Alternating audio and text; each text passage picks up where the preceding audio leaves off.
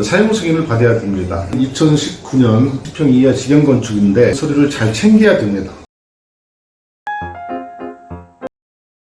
안전 관련, 관리율이라는 거, 설재의 두께, 정화조 설치를 합니다. 낭패를 볼 수도 있습니다. 제가 실제로 겪은 일이었는데요. 제가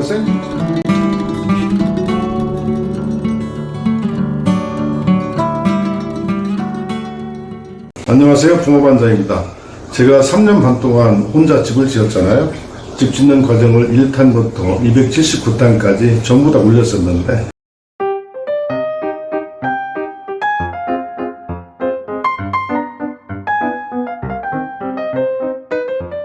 그 과정마다 디테일한 설명을 제 나름대로 했었고요. 그리고 그때마다 소요되는 자재비라든가 인건비 이런 것도 말씀을 드렸었죠.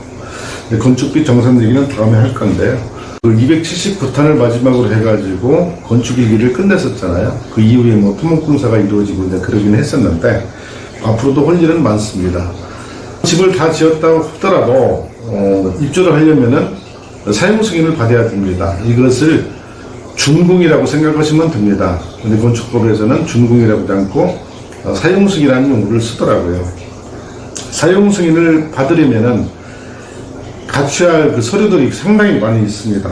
지금 제 앞에 있는 이런 서류들이 사용승인 관련 서류였어요. 이걸 제가 이제 건축사님한테 드렸었는데요. 이걸 전부 다 스캔을 떠가지고 시청에다가 제출해가지고 사용승인을 받았고, 사용승인을 받으면 입주를 할 수가 있고요. 그리고 건축물 관리대장도 만들어졌습니다. 건축물 관리대장인데요. 이제 건축물 관리대장이 만들어졌기 때문에 취득세하고 등기만 내면 됩니다. 나중에 취득세에 대한 말씀도 드릴 겁니다. 직접 등기 내는 방법도 소개해 드릴 생각입니다. 제가 처음 건축 허가를 받았을 때는 2019년 11월이었어요. 2019년 11월이었으니까 지금 뭐 3년 반이 지났죠. 그리고 사용 승인을 받은 날짜는 지난달 2023년 5월이었습니다. 사용 승인이 나고 건축물 관리대장, 정식 명칭은 일반 건축물 대장입니다. 여기까지 나왔어요. 건축 면적이 60평 이하일 경우에는 직영 건축이 가능하고, 저 같은 경우에는 셀프 건축이었죠. 그리고 60평이 넘을 경우에는 업체에 맡겨야 됩니다. 면허가 있는 업체예요. 일반 사업자가 아니라 종합 면허가 있는 그런 업체에다 맡겨야 됩니다. 업체에다 맡길 경우에는 이 사용 승인 관련 서류를 신경을 안 써도 됩니다. 거기서 다 알아서 하기 때문에. 문제는 60평 이하 직영 건축인데 60평 이하라 하더라도 업체에 맡기는 경우가 있잖아요. 이런 경우에는 면허를 가진 업체라기보다는 일반 사업자를 가진 소규모 그런 업체들이 공사를 진행하게 됩니다. 때로는 아는 분한테 맡기기도 하죠. 어쨌든 이 경우에도 건축주는 이 사용 관련 서류를 잘 챙겨야 됩니다. 저같이 셀프 건축을 하는 경우에는 제가 다 챙겼죠. 이걸 잘 챙겨놓지 않으면 나중에 사용 승인 받을 때 낭패를 겪을 수도 있습니다. 서류가 미비되면은 사용 승인을 받을 수가 없잖아요. 난감해질 수 있으니까 주의하실 필요가 있고요. 그런데 보통 건축주들, 일반인들이 볼 때 이 서류 보면 복잡하잖아요. 서류 보면 굉장히 복잡하고 머리 아프고 그러는데 그렇게 어렵지는 않습니다. 저 같은 경우는 단독주택이죠. 시골에 있기 때문에 전원주택이라고 하는데, 어쨌든 간에 2019년부터 최근 한 달 전 2023년 5월까지 공사를 진행하면서 받아둬야 할 서류들, 이런 것들을 꼼꼼히 챙겼었고요. 저는 파일로 관리를 했어요. 물론 출력해가지고 이 오프라인 용지, 이 용지로도 관리를 했지만 모든 시험 성적서, 납품 확인서 이런 것들을 파일로 관리를 했습니다. 왜냐하면은 이걸 잃어버릴 수도 있거든요. 분실할 수도 있습니다. 그래서 잘 관리를 해야 돼요. 집을 짓기 위해서는 제일 먼저 토목 설계, 건축 설계를 하잖아요. 건축 설계는 임의를 할 수 없고 건축사한테 맡겨야 됩니다. 건축사무소에 가서 이제 설계를 맡겨야 되는데, 이때 건축사한테 얼마간의 약정 비용을 드리잖아요. 그러면 그 비용 안에는 나중에 이 사용 승인 관련 행정적인 처리까지 다 포함된 비용이 듭니다.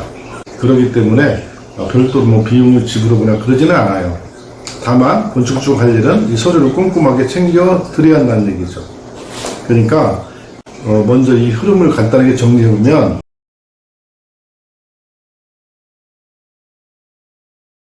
건축 허가를 받고 그 다음에 착공을 하잖아요. 착공으로 공사를 진행하면서 단계별로 필요한 서류들을 잘 받아두고 공사가 다 끝나면 이것을 건축사한테 제출을 하는 겁니다. 그러면 건축사는 그 서류들을 모아가지고 관청에 사용승인 절차를 밟아주게 돼요. 그러니까 건축주가 할 일은 없습니다. 건축허가 단계, 그 다음에 사용승인 단계에서는 건축사가 다 대행을 해줘요. 그러면 사용승인에 필요한 서류들은 뭐가 있을까? 크게 주택에서는 단열 관련 서류가 있고요. 그 다음에 설비 관련 서류가 있습니다. 그 다음에 안전 관련 서류. 제가 나눠보니까 이 3개 정도로 나눠지더라고요. 단열 관련 서류, 그 다음에 설비 관련 서류, 그 다음에 안전 관련 서류. 이 3가지인데 이것들을 받을 때는 반드시 2가지를 같이 받아야 됩니다. 하나는 납품 확인서하고 시험 성적서입니다.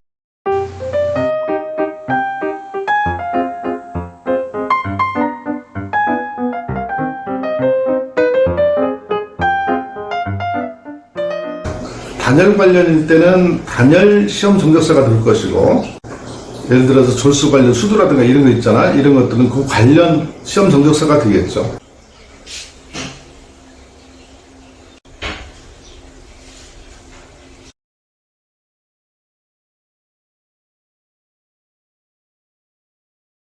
그러니까 단열, 설비, 안전 관련해가지고 납품 확인서, 시험 성적서를 같이 받아둬야 된다는 얘기예요. 그리고 이걸 받을 때도 꼭 확인해야 할 것이 시험 성적서에 유효기간이 있습니다. 그 유효기간을 확인을 잘 하셔야 돼요.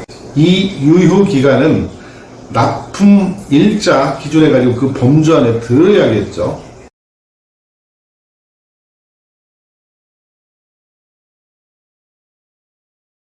사용 승인 관련 서류는 크게 3가지라 했잖아. 단열 관련, 설비 관련, 안전 관련. 이런 것들은 납품 확인서하고 시험 성적서하고 같이 들어가야 하는 것들이고요. 그 이후에 사진으로 또 제출해야 되는 것들이 있습니다. 이것은 뭐 소화기, 비치, 그 다음에 화재 감지기, 그 다음에 뭐 집원 번호판, 뭐 이런 것들이 있을 수가 있는데요. 이것까지 하면은 뭐 큰 틀에서는 4개 정도로 분류를 할 수 있을 것 같습니다. 그러면 단열 관련해서는 뭘 받느냐? 머리 아플 거 하나도 없습니다. 설계도 있잖아요. 건축 설계도 보면 열 관리율이라는 게 있어요. 거기 표기가 되어 있습니다. 이 범주 안에 드는 시험 성적서만 있으면 되는 거예요.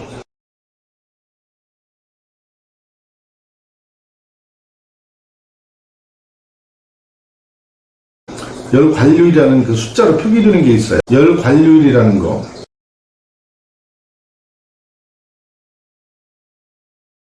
이런 것들 중에서 가장 중요한 것 중에 하나가 단열 관련 서류죠. 단열 관련 자재는 지역마다 조금 다릅니다. 뭐 중부 1지역, 중부 2지역 뭐 이런 거 들어보셨잖아요. 뭐 남부 지역, 남부 제주도 이렇게 들어보셨을 건데,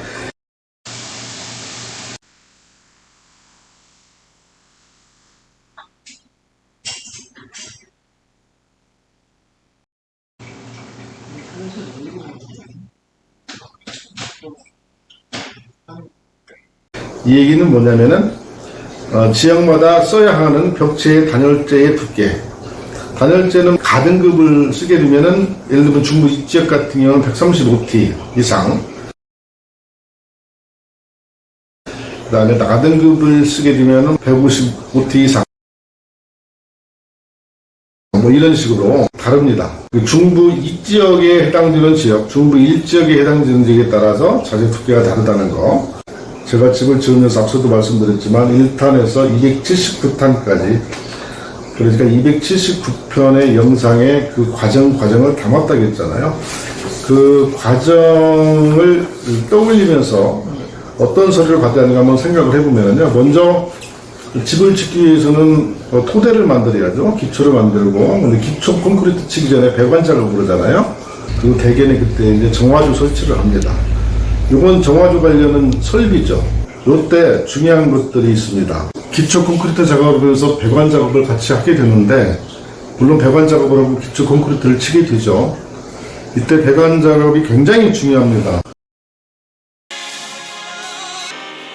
제가 예전에 상하수도 배관 누구나 할 수 있다 이 영상을 만든 적이 있었는데요. 배관이 굉장히 중요하죠. 제가 여러 번 말씀드렸습니다만 집의 생명은 배관 단열 방수입니다. 건축 초기 하는 것이 이제 배관 작업인데 이때 같이 병행하는 것이 정화조 설치죠. 정화조 설치할 때는 저 같은 경우에는 5인용 뷔페식 정화조였거든요. 근데 이 경우에는 변기에서 내려가는 그 오수, 그 다음에 생활 하수 있잖아요. 욕실이라든가 주방 여기서 내려가는 하수, 요거들하고 같이 분리해서 나가야 됩니다. 분리해서 나가고 최종적으로는 이제 시 관로로 이제 나가게 되는데요. 정화조를 안 칠 때도 기초 콘크리트를 치거나 이런 과정들을 전부 다 사진을 찍어둬야 됩니다. 그리고 정화조 안 친 것하고 그다음에 생활하수 매너를 안 치는 거 이런 것도 전부 다 사진을 찍어서 기록으로 남겨둬야 됩니다. 그래야 나중에 시행착오 없이 사용 승인을 받을 수가 있어요.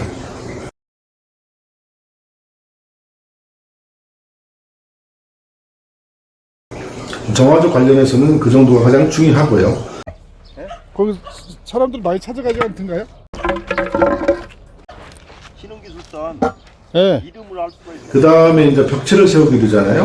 이 벽체는 지역마다 그 단열재의 두께가 다릅니다. 이것은 뭐 다 외울 필요는 없고요. 건축 설계사가 설계 도면에 표기를 해 놓습니다.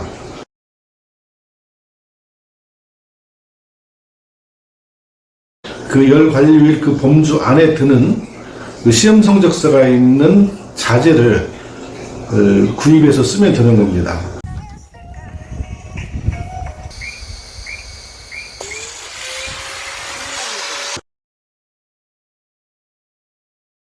이것도 유념해가지고 이제 시공을 해야 되죠. 근데 설계에서 가등급으로 되어 있다면 가등급을 써야 되겠죠. 그 다음에 지붕이 있습니다. 지붕은 저 같은 경우에는 225T를 썼는데 이것도 지역마다 다릅니다. 확인해서 쓰셔야 되고요.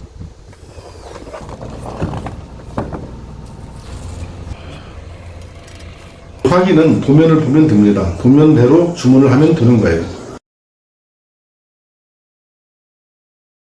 그 다음에 바닥이죠. 방통 치기 전에 저는 바닥 단열재를 썼는데 이 경우에도 저는 중부 입지역이라 125T를 썼습니다.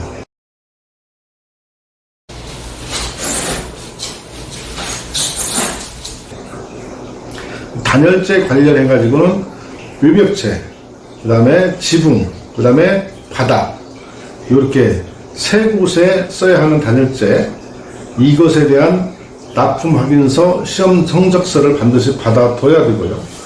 그 다음에 저는 추가로 지붕 판넬 아래에다 우레탄 뿜칠을 했잖아요.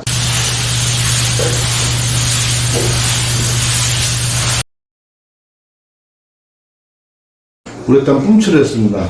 이것도 시험 성적서를 받았습니다. 물론 이것은 이제 과잉이라고 볼 수도 있기 때문에 굳이 안 해도 되지만 받아뒀었고, 그 다음에 벽체도 내벽체 또 했잖아요. 외벽하고 내벽 마감을 해서 내벽체에도 50T짜리 판넬을 덧댔습니다.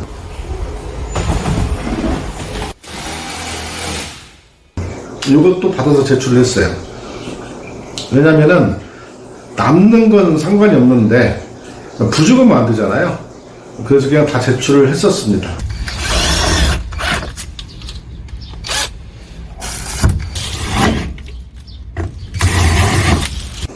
그 다음에 이제 창호죠. 단열재 같은 경우는 가등급, 나등급 이러는데 창호 같은 경우는 1등급, 2등급 이럽니다. 물론 1등급 창호를 썼었고 이것도 시험 성적서 납품 확인서를 받아뒀었어요.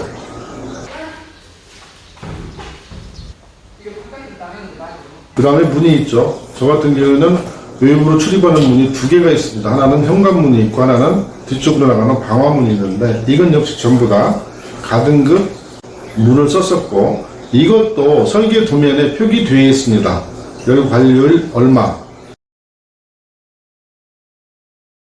그 범주 안에 드는 것을 써야 되고요. 역시 납품 확인서를 받아둬야 됩니다.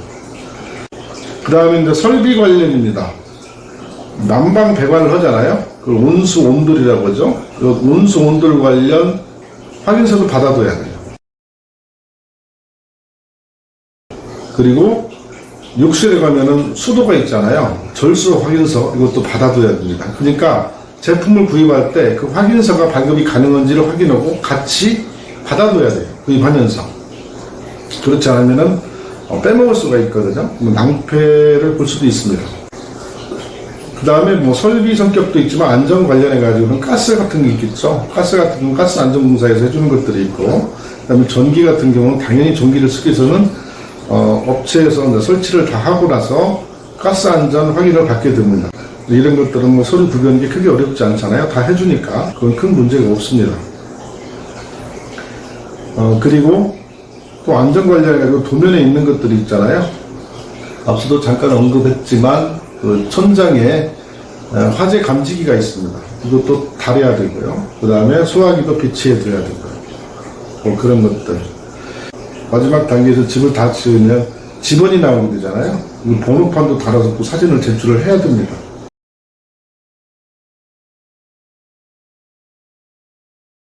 이런저런 것들을 건축주가 직접 해야 할 것들이 다수 있는데, 이것은 저 같은 경우에는 건축 설계사님이 전부 다 안내를 해줬습니다. 중간중간에 문의를 드려가지고 뭘 받아둬야 되는지, 또 아니면 받으면 그 즉시 보내도 됩니다. 보낸다 하더라도 건축사님도 분실할 수가 있기 때문에 건축주가 직접 이렇게 보관하는 게 좋고요. 앞서도 잠깐 말씀드렸듯이 저는 이런 것들을 다 어떻게 했는거니, 예를 들어서 판매를 납품을 받잖아요. 지분 판매를 납품을 받으면 납품 확인서하고 시험 성적서를 반드시 메일로 받았어요. 그리고 납품할 때 출력해서 또 가져오라 하겠습니다. 메일로 받아가지고 파일로 저장을 해뒀어요. 그러면 분실 우려가 없죠. 파일로 저장한 것도 혹시라도 분실할 수 있을지 몰라가지고 포털 사이트 크라우드 있잖아요. 거기다 또 저장을 하고 그랬었습니다. 그래서 빠짐없이 할 수 있었는데, 제가 3년 반 동안 집을 짓다 보니까 이 납품 확인서라든가 시험 성적 그때그때 받아두지 않으면 저같이 셀프 건축 3년 반이라는 기간 동안 직영 건축 이거 할 경우는 낭패를 볼 수도 있습니다. 제가 실제로 겪은 일이었는데요. 제가 샌드위치 판넬을 납품받은 업체 중에 하나가 코로나가 터지면서 부도를 당한 일이 있습니다. 그 당시에 제가 그 시험 성적서 납품 확인서를 받지 않았더라면 굉장히 난감한 상황이 될 수 있었겠죠. 그러니까 이 납품 확인서라든가 시험 성적서는 그때그때 받아두는 게 좋고, 몇 번 강조드리지만 그 유효 날짜, 그것이 납품 확인서 그 날짜 범주에 들어가 있는 것도 확인이 필요하고요. 뭐 이런 것들이 있습니다. 이번 제가 이제 표로 정리해서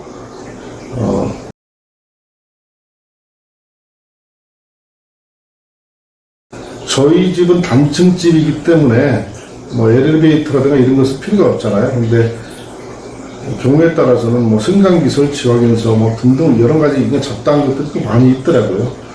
경량 철골 쪽 43평에 필요한 것들만 정리를 해드렸는데요. 최근에 개정된 법령 또 앞으로 변동될 수도 있는 그런 것들이 있기 때문에 건축사님한테 한번 자세히 물어보고 시공을 하는 게 좋고요. 사용 승인 관련 서류가 듣기에 따라서는 좀 복잡해 보일 수도 있는데요. 복잡할 거 없습니다. 설계 도면에 나와 있는 대로 그대로 주문을 하고 그대로 납품 확인서, 시험 성적서 그것만 받아두면 됩니다.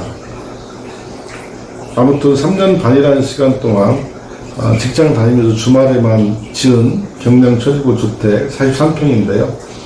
결과적으로는 굉장히 만족스럽고 뿌듯합니다.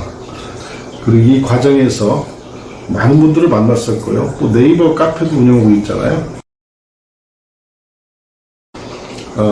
건축 관련, 직영 건축 관련, 셀프 건축 관련 이런 것들을 앞으로 계속 보여드릴 것인데요. 예전에 제가 방송했던 전국의 많은 사례들을 보셨듯이 이 직영 건축 도전하면 가능합니다. 직접 집 짓기도 가능합니다. 그 이유는 요즘 정보도 넘쳐나죠. 공부도 뭐 다양한 것들 많잖아요. 그리고 또 임대에 쓸 수 있는 것들도 많고, 장비 넘치죠, 공부 넘치죠, 정보 넘치죠. 하고자 하는 의지만 있고 그 체력만 따라준다면 가능할 겁니다. 그렇지만 정말 중요한 건 안전이에요. 제가 집 짓는 과정을 3년 반 동안 279탄의 영상에 대부분 담았지만 미공개 영상들이 있습니다. 아찔했던 순간들이 있거든요. 이런 것도 정리해서 방송을 할 예정입니다. 그리고 조만간 건축비도 정산해서 말씀드리도록 하겠습니다. 할 일이 많은데 시간이 부족하다 보니까 자주 찾아올 줄은 못합니다. 일주일에 한 번 정도 찾아뵈려고 하니까 앞으로도 많은 사랑 부탁드리고요. 아무쪼록 집을 지으려는 분들에게 도움이 됐으면 좋겠습니다.